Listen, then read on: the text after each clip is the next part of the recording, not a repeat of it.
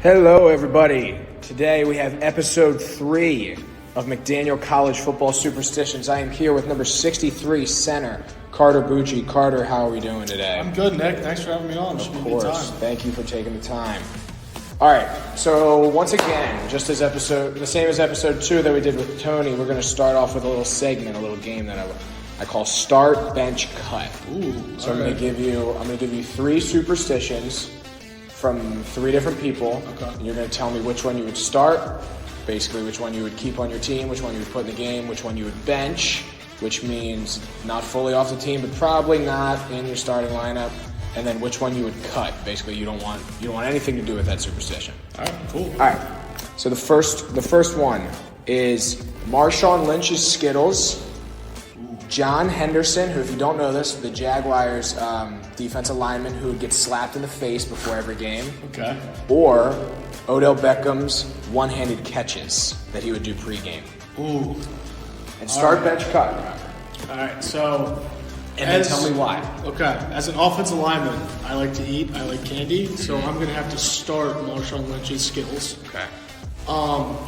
Like I just said, I'm an offensive lineman, so I do not catch the ball. I cannot catch for my life, so I'm going to have to cut That's true, folks. Odell Beckham's one-handed catches, and then I would have to bench being slapped in the face, because when I lift, I like to be slapped, and it gets me going, gets the blood flowing a little bit, but every game, I don't know about that. That might hurt a little bit. Have you seen those viral videos of that guy from the Jaguars getting slapped? Okay. I wasn't sure if I was the only one when I brought that up.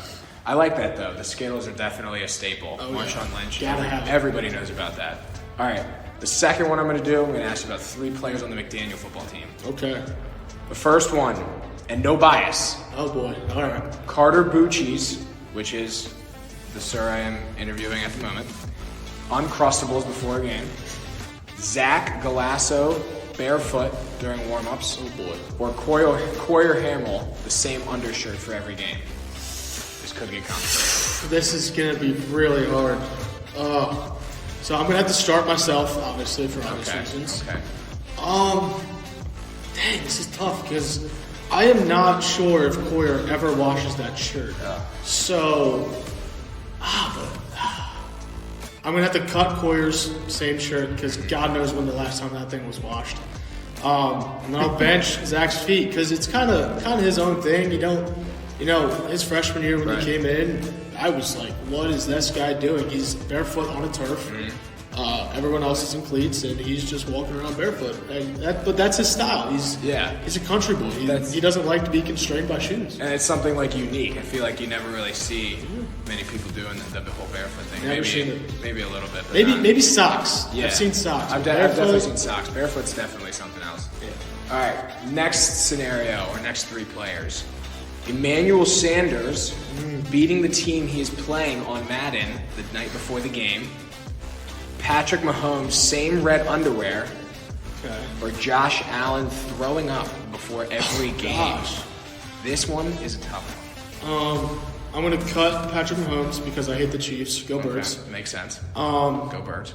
I'm going to bench Josh Allen because I don't understand that. I don't. What's the point of throwing up? Don't you want to replenish your body? Not. He said it's just natural. Like it's almost like not even a painful thing. He just does it. Interesting. Yeah. And then I'll start Emmanuel Sanders. It was Emmanuel Sanders. Emmanuel Sanders. Beating the team on Madden. That's kind of like getting the juices flowing. What's to happen. Put out in the air. You don't want to put out bad energy into the air. So. Beat him on Madden, you're going to beat him in the game. That one is definitely original. I can't say I've ever heard of someone doing that before. No, I've not. I think that's awesome, though. It's definitely new. All right, the last 3 players I'm going to give you are also from the McDaniel football team. Okay. Well, McDaniel football representatives, I should say. Oh, okay. Sebastian Wiggins warming up with no shirt on. Yep, that's. Mike Cunningham sitting upright at the goalpost. Or Coach Fultz, head Coach Fultz, dapping up every player before the game. Oh boy, this is tough. Now remember, one of them is your coach. He is my coach. He may hear this. Boy. I'm gonna start Mike Cunningham's ritual because I'm the same way. I like to be locked in, nice peace and quiet, get your thoughts together. I'm gonna bench Coach Fultz's, dapping up the players, getting your mind right, making sure everyone's all right, making sure everyone's locked in, and then I'll cut Seabass's ritual because that's still a little weird. It's kind of on brand with the no shoes, right. Just put clothes on, dude. No one cares about your 8-pack. Especially when it's cold outside. Yeah, exactly. It's 40 degrees outside. It's November. He's got no shirt on. But hey, people got to do what they got to do. If it works for him, it works. Right. Well, I appreciate those answers. Those are some great answers, and I hope you liked that segment. That was a good segment. All right. Now we're gonna get a little bit more into the interview questions. Okay. All right. Do you have any specific wardrobe options you wear for games? For me, yes. I am very minimalist in my drip, if you will.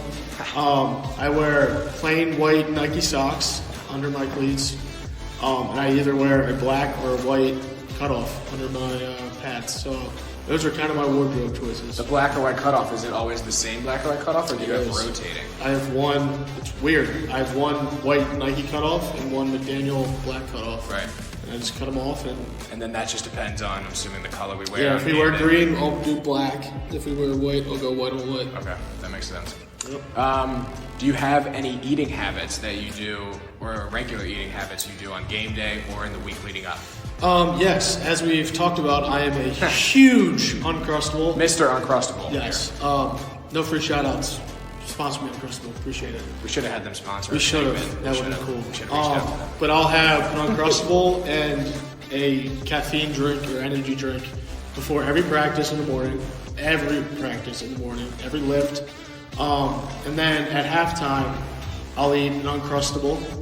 And then pregame, sometimes I'll eat an Uncrustable chocolate. Right. Yeah. So halftime and before the game. Sometimes. Is there a reason for that? They're just easy. They're frozen, and then you just toss them in your bag, and by the time you want to eat it, it's unfrozen and ready to go. Hot question about Uncrustables. Do you prefer them warm or frozen? That is a psychopath question. No, if you eat them warm, correct. You are a psychopath. Correct. They need to be frozen. Yes. I completely agree with that. The next question I'm going to ask you, do you have a specific ritual you do before a game, like when we're down for warm-ups, individual warm-ups, or when we're doing our team warm-up? So normally I'll get down to the field a little bit early, get my own stretching in, do some light jogging, and then I'll go to kind of what Mike Cunningham does. I'll go to the goal post and just kind of sit there and visualize the game before me. Right. And then I'll head down to the quarterbacks. I'll get a couple snaps with them, dap the quarterbacks up, make sure they're all locked in. And then I normally head over, see my parents, tell them I love them, tell them I'll see them after the game or whatever.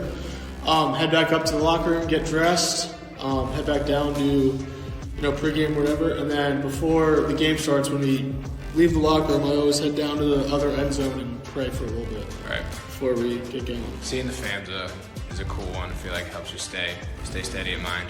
Oh, and yes, there's one more. I'm a huge smelling salt guy. Smelling salt. So, yes, that's true. In the locker room before the game, I am sniffing smelling salts like a badass. I'm sure our viewers can't wait to hear that. Oh yeah. All right. The next question I wanted to ask you: is there any superstition that you have picked up, or you've seen another professional do, or another teammate do that you've kind of adopted? Or is everything you're doing kind of just came to the brain one day? No, I would have to say my inspiration is Joe Hickey. Really? Ever since freshman year, he always did the same thing. He would do his little warm-up, little jog, and then head over to the quarterbacks and snap a little bit. So I kind of just picked up on that, followed his lead, and then kind of took it over myself. And that was, I'm assuming, put into effect with Joe Hickey. He played here at McDaniel.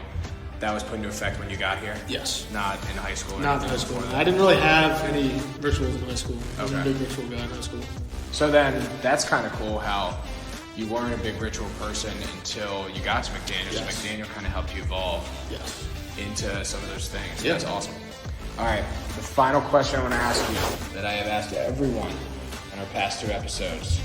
Who on the team has the best superstition, and why do you think that? We have heard multiple different players. Okay. So I'm curious your thoughts. I'm going to have to go with JB, Jaden Booker. I don't know if it's the best or the worst, but it's definitely unique. He will bring a gigantic boombox out to his pregame warm-up, put it behind him, right on the 50, so the other team can fully hear it and see him, and just start blasting Baltimore rap that they're saying. So it's just blasting music. I personally get very pissed off at it because, like, why are you doing it? But it's his superstition. It's his, it's his boombox. So he does what he wants. Right. He's the quarterback. He can do what he wants. So that's good to hear because I feel like on every episode we've had someone different. Every guest has said someone different, which is really cool just to see how many different superstitions exist. Yes. This team is in the very diverse in their superstition. Right. Diverse, especially with where people are from. People are from all over the country. Yep. So then you see all these different walks of life and how they go about getting ready for a game. I think that's really cool. All right. Well, that is all the time we have here for episode 3 of McDaniel College Football Superstitions with number 63 and center Carter Bucci. Thank you so much, Carter, for your time. Thank you for having me.